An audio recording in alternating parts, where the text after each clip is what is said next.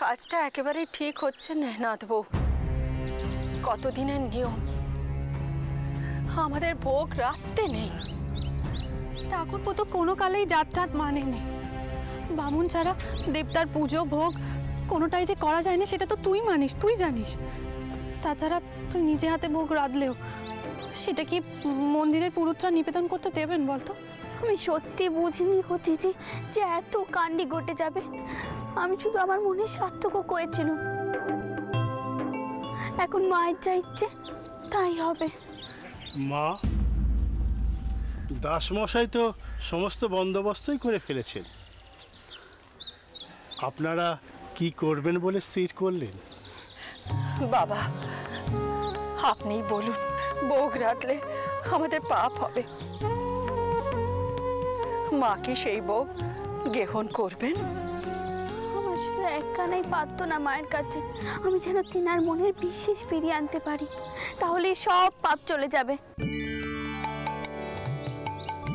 বাকিটা মায়ের হাতে। সর্দার, এদিকে সব ঠিক আছে তো? আপনি তো দেখছি কত কিছু আয়োজন করেছে।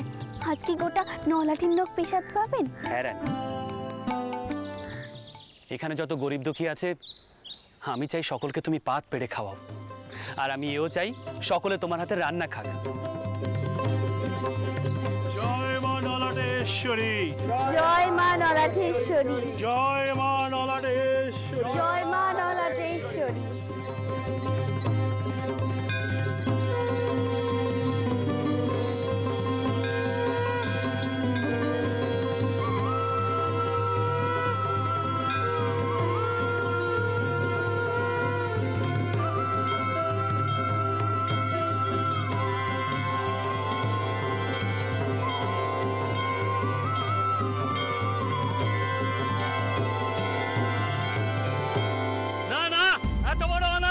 আমরা কিছুতেই মেনে নেব না, কিছুতেই না।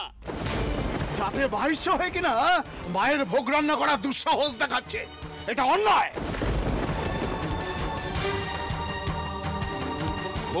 ঘোর কলি এসব হচ্ছে ধন দৌলতের গুমর।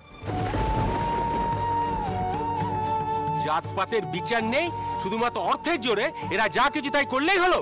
হ্যাঁ, টাকার জোরে মায়ের ওপর অধিকার ফলাতে চাইছে। সর্বনাশ হবে, মহা সর্বনাশ হবে।